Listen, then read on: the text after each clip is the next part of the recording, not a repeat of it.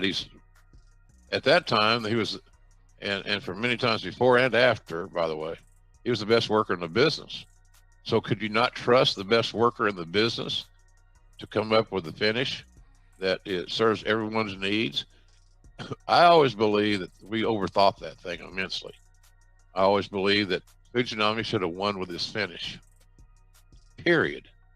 Oh my God, you can't do that. Jesus Christ, hell, it's Ric Flair. You got to have an out. Yeah, you got to out wrestle one night, and for 3 seconds, the other guy was better. And count on your announcers, i.e., yours truly and Tony Schiavone. So let me stop here. This is what I know they're playing a video game version. This is the finish. Like I say again, this is what Jim Ross is talking about. This is how this was done. There to try to get him back. Oh, he threw Flair over the top rope. Fujinami just threw Ric Flair over the top rope. Did Alfonso see it? And then later, this is how to finish. Make disqualification in this particular match. My question is, did Alfonso see it? There's a guillotine. So he's saying that Jim Ross is saying that Fujinami should have won with the finisher and not do it that way. And with that being said, Jim Ross got a point. Do I agree with that? Most definitely. Yes! Yes! Yes! Yes! Yes! Yes! Meanwhile, Japan didn't want to do it clean. They pretty much felt like Hulk Hogan. No, brother, it doesn't work for me right now. But let's continue on and see what Jim Ross had to say. To tell the story and protect our guy, which we would have done. So I just thought it was a well overthought. You know, we got to have an out. We got to have a screw job. We got, I don't know. I'm not big on the screw job shit. It's just run its course. Too many people know what's going on. Now we try to fool them by doing a hokey ass, screw job. Tie. I don't, Conrad, I'll be honest with you. I didn't go back and watch this show because I don't like it.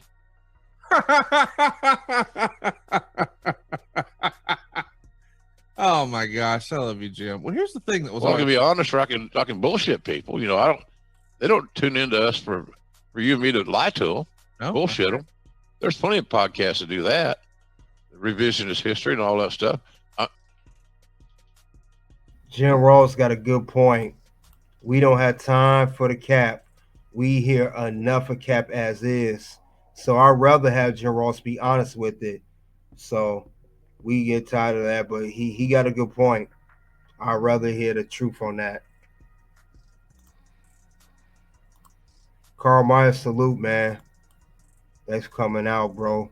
But let's continue on see what Jim Ross had to say about this match. I'm just telling you how I felt about it. The event under-delivered. We're going to explain exactly why under-delivered as we go through this show, and then it will become obvious to most people that are objective and would rather be objective than just be defiant. But anyway, Flair should have come up with a finish. He's the champion, and he's doing the honors. Why would you want anybody else to help put it together? And I think other people were involved in it. So now you're just trying to come up with a finish that becomes a watered-down version of what you really wanted it to be so that you can keep Rick happy. And I don't think that's the way you keep Rick happy. Well, he got his way. Is that what he was looking for, to get his way? Or was he looking to do good business and the right business? I think the latter.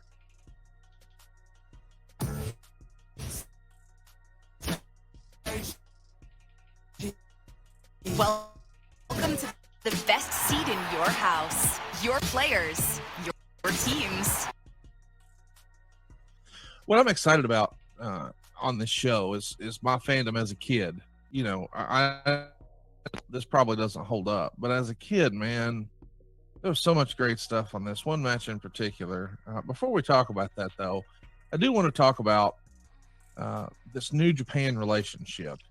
It's more than just the main event, which is a little confusing, and maybe you don't recall, but the idea is Fujinami won the belt on March 21st, but Ric Flair took it back to America, and nobody really knew why, and the office was just like, just don't worry about it. So I guess we can't really worry about it because we don't really understand. Well, it if the either. office doesn't give a shit enough to worry about, then why should we? Yeah, right. I agree. So, yeah, I don't know what I can understand the belt coming back. If Fujinami was not going to defend the title, and apparently that was part of the deal, he didn't need to have the belt over there.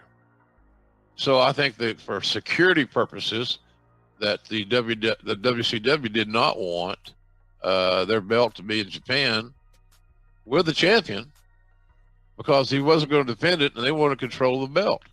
It got to become a lot of politics and a little bit of skullduggery and the art of the work, protecting your investment. Everything was amplified, and all it was, everybody involved became looking like dumbasses, quite frankly, because we're overprotective. We're coming with excuses. I don't know, man. It was the foundation for this program was poorly conceived, and I think the result of this match that we're talking about here today will testify to that. Time for some more of that. Our main event: Ric Flair pins Tatsumi Fujinami in 1836 to retain the WCW title in a rare battle of world champions. Meltzer would say, live, this was a lot better than in Tokyo. Some have told me on top they didn't think this was as good, but it was just a stiff, excellent, well-paced match up until the finish. Flair was really alive for this one and sold Fujinami's submission so well that the match had surprising. Flair was the crowd favorite, but Fujinami's reaction wasn't too bad, and he did awe the crowd with the bow and arrow move, which kind of got everyone into thinking he was something special. Flair bled after being run into the guardrail. They missed the bridging spot, and the finish saw Hattori get bumped, and immediately Flair got Fujinami from behind with a cradle using the trunks, and Alfonso jumps in and counts the pin. Everyone was mad about the finish, which was the design reaction. The idea was they want to make everyone mad that Flair was leaving the ring. Since Flair was going to be the crowd favorite, since they didn't really even try to get Fujinami over, they needed a finish that would make everyone mad. At least that's the psychology behind it. The problem is, and the years-long trend of diminishing house show crowds bear this out, is today's fans don't get mad at the heel for the screwjob finish. They get mad at the promotion, which is a fine way to end a pay-per-view card. 3 3/4 stars. What'd you think? Did we outsmart ourselves on the finish? Yeah, without a doubt. And Fujinami, I don't believe, and your father-in-law could probably speak to this better than I, obviously. I don't think Fujinami would have had any issues at all returning the favor. I don't think with all the tight pulling and all the screw jobs and all that shit, you got two of the greatest in-ring performers of their generation. And you're telling me this is the best we could come up with? Bill Alfonso involved, Masahiro Hattori getting bumped. It sounded like an old school pro wrestling finish that you would use if you're working a return. And by the way, Conrad, was there a return match? I don't remember one. Do you? That's it. And they're both being booked like it's going to be you're in the weekly town. Yeah. And it was the wrong psychology. So Rick should have done the honors in Tokyo where the triumphant Tatsumi Fujinami gets his hand raised and wins this wonderful NWA title, or WCW title, whatever it was at that point. And that's another thing that was kind of stupid. But nonetheless, it just didn't make any sense. The whole thing was overthought, in my opinion. You could have great matches because this could have been a match where the world could have been still talking about in a much more positive, different way, Conrad, in my opinion. But instead, what we're focusing on are the tights. So I guess the answer to that whole thing is they should just wrestle naked. The March 21st show over in Tokyo got 3.5 stars in the Observer. This one gets 3 3/4 stars. So Meltzer liked it better. He even laid that out. Of the finish, Meltzer wrote, Dusty Rhodes didn't come up with the Flair finish, apparently, which is why both he and Jim Ross never acknowledged the trunks being used in commentary. Dusty should have at least specified one ref bump, since they already had 2 others on the card. Bingo. Right? Yeah. Ref bump. Whatever.